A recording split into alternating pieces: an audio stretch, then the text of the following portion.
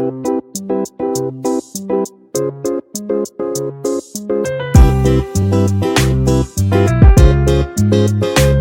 Kitchen मध्ये नमस्ते। आजची recipe आहे, इथे पहा छोटे छोटे पीस आहेत, ह्याला मासा सुकट पण म्हणतात। इथे पहा मी इथे दोन ठेवलेत साफ करायचं। पहिल्यांदा असं इकडचं छेपूट आहे ते तोडून घ्यायचं। ते तोडल्यानंतर हे डोकं तोडायचं। डोकं तोडल्यानंतर इथे पोटाच्या इथे काला भाग असतो तो पण काढून घ्यायचा। इथे पहा असा काला भाग असतो तो तोडून घ्यायचा। एकदम छान लागतात। ह्याला मासा सुकट बोलतात किंवा छोटी फिश बोलतात। असं पूर्णपणे कट करून घ्यायचं। मी इथे तुम्हाला दोन पीस तोडून दाखवले आणि छान इथे आहे ना हे घेतलेले आहेत। इथे साफ केलेले आहे कारण ह्याच्यात माती वगैरे काहीतरी असेल ते काढून घ्यायचं। 2 ते 3 पाण्याने स्वच्छ धुवायचं। इथे पहा पाणी घेतलेलं आहे, छान असं धुवायचं आणि जास्त पाणी घ्यायचं म्हणजे त्याच्यामध्ये जी माती असेल ना, रॅव असेल काय असेल ते खाली बसेल। आणि याच्यामध्ये मीठ पण असतो जास्त, तर छान असं चोळून घ्यायचं पूर्णपणे।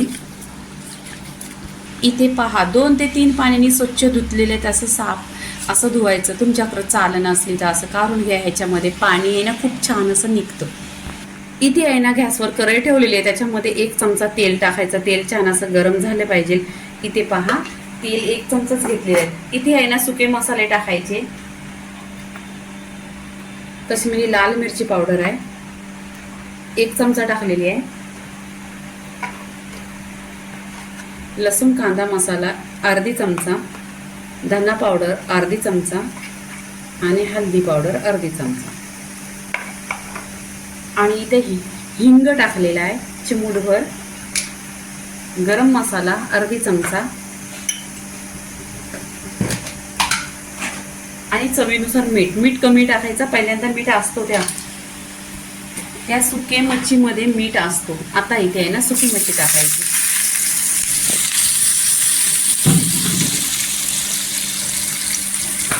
इथे पहा छान अशी मिक्स करायची। पूर्णपणे तेलामध्ये ना फ्राय करून घ्यायचं, पूर्णपणे एकजीव करून घ्यायचं। इथे आहे ना तुम्ही या मच्छीमध्ये आहे ना मीठ पहिल्यांदा असतो म्हणून मीठ कमी करा। आणि पहिल्यांदा आहे ना गॅस फास्ट करायचा। 5 मिनिटं फास्ट गॅसवर घ्यायचं। छान असा मसाला आहे ना पूर्णपणे त्या मच्छीमध्ये गेला पाहिजे। आणि ही रेसिपी आहे ना खूप टेस्टी आहे, तुम्ही नक्की ट्राय करा। जेव्हा तुम्ही डाळ भात बनवणार ना त्याच्याबरोबरही छान अशी मच्छीला छान अशी तळून घ्यायची। आणि तळल्यावर येण्याचा एक टेस्ट 1 नंबर लागतो।